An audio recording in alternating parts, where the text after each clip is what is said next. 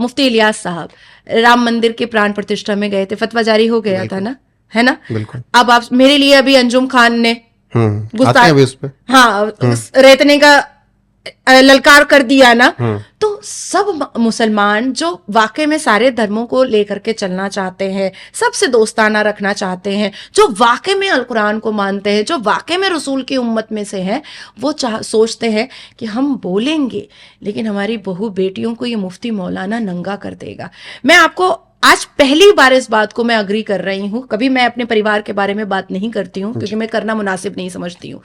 Eight times मेरे अब्बा रोते हैं कि जिस हिसाब से मौलाना मुफ्ती तुम्हारे कैरेक्टर की धज्जियां उड़ाता है नाजिया, मुझे अफसोस होता है कि किस किस्म का कुरान इन्होंने पढ़ा है कि आज संवैधानिक बात करने के लिए मुसलमान बेटी का भी पूरा आबरू लूट रहे हैं ये मुफ्ती मौलाना। ये मेरे अब्बा बोलते हैं। मैंने अपने अब्बा को घर पे कई बार रोते हुए देखा है और उन्होंने अब कसम खाया है कि वो मेरे डिबेट्स नहीं देखेंगे क्योंकि उनको बुरा लगता है कि एक मुसलमान बेटी को मुसलमान मुफ्ती ही नंगा कर रहा है अपने शब्दों से।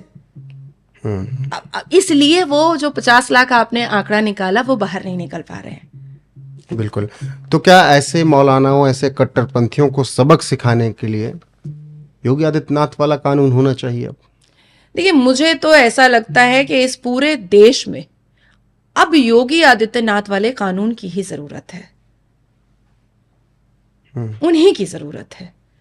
इस देश में हमें और दूसरे गांधी की जरूरत नहीं है कि कोई एक गाल पे थप्पड़ मारे तो दूसरा गाल बढ़ा दो, मुसलमान आकर के तुम्हारे घर में घुस करके तुम्हारी बेटी का बलात्कार करे तो तुम कपड़ा खोल करके अपनी बीवी को भी दे दो। ये अब हमें नहीं चाहिए। ऑलरेडी भारत ने बहुत कुछ देख लिया है, विभाजन देख लिया, जिन माइनॉरिटी को यहाँ पाला पोसा गया वही माइनॉरिटी ने वोट कर करके पाकिस्तान बनवाया, जानबूझ करके साजिशें रच करके 7 लाख मुसलमान यहाँ पर रहे और 78 साल में हम लोग चले आए हैं आज़ादी के। मुझे एक साल ऐसा बताइए कि इन मुसलमान क्लेरिक और प्रीचर ने, जिन्होंने चूज किया कि वो भारत में रहेंगे, संवैधानिक कौन से कर्तव्यों का पालन किया? क्या कभी आपने मुसलमान क्लेरिक और प्रीचर को देखा कि वो सामने आकर के केंद्र की सरकार से और देश के प्रधानमंत्री से कह रहा है मेरे बेटे को आर्मी ऑफिसर बना दो? क्या मौलाना साजिद रशीदी से मैं डायरेक्ट पूछ रही हूँ, क्या वो अपने बेटे को आर्मी ऑफिसर बनवाना चाहें? कभी भी चाहें? क्या वो अपनी बेटी को कभी भी कोई पुलिस ऑफिसर बनाना चाहें? कभी नहीं। इन्होंने हमेशा एक ही चीज कहा, 4 शादी हमको करने दो, रोड पे हमको नमाज पढ़ने दो, लड़की का पीरियड से स्टार्ट हो जाएगा हमको उसको अपने बेड पर लाने दो, यही चल रहा है। तो आखिर कब तक ये देश ये सब सहता रहेगा? कब तक?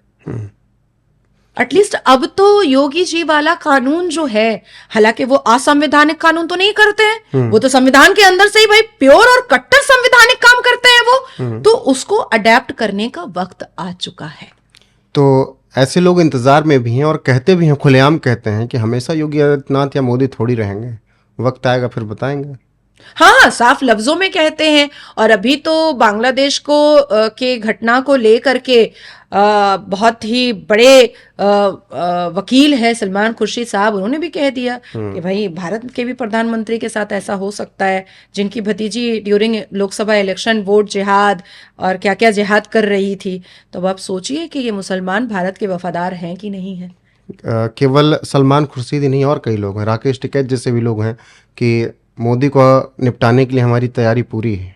हाँ, बिल्कुल। आपको क्या लग रहा है कि ये कोई नया नवेला, क्या भारत को भी इस्लामिक देश बनाने की साजिश चल रही है क्या? नहीं, मुसलमानों ने ये बात, आप कहीं भी चले जाइए, किसी भी देश में चले जाइए, जो टुकड़े टुकड़े गैंग हर जगह क्यों एंटर करता है? मुझे सपोज कीजिए रोहित जी कि मुझे पब क्लब पसंद नहीं है, मैं नहीं जाऊंगी। मैं बंदूक लेकर के पब में घुस करके सबको गोली तो नहीं मार दूंगी कि मुझे नहीं पसंद है तो तुम भी मत आओ, बिल्कुल, तुम्हें भी नहीं जाना पड़ेगा। ये जानबूझ करके हर देश में टुकड़े टुकड़े गैंग बन करके रहते हैं, क्योंकि ये मजहबी किताब के हिसाब से इस पूरी दुनिया को इस्लामिक बनाने का साजिश रचे हुए हैं। हालांकि इनको पता है कि इस्लामिक देश जो है वो ऑलरेडी पाकिस्तान को देखिए भिकारिस्तान बना हुआ है, और कब कब्रिस्तान बन जाएगा और मैप से हट जाएगा, दुनिया के मैप से, उसका भी अंदेशा समझ में आ रहा है। भले बर्बाद हो जाए देश, लेकिन इनको इस्लामिक देश बनाना है, क्योंकि ये मजहबी किताब है।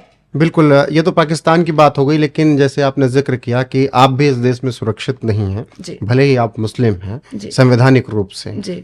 बाकी मौलानाओं की नज़र में तो नहीं होंगी, मौलवियों की नज़र में आप मुस्लिम। हाँ, आज नई बात साजिद रशीदी ने बोली है कि एक मैरिज रजिस्ट्रेशन है जिसमें मेरा एक हिंदू हस्बैंड है, तो मैंने उनको रिप्लाई दिया है कि जरा उसका एड्रेस और पता दीजिए। अगर मेरा कोई हिंदू हस्बैंड है और वो मेरे को छोड़ करके चला गया है, तो मेरे सनातनी भाई उससे निपटने को तैयार हैं।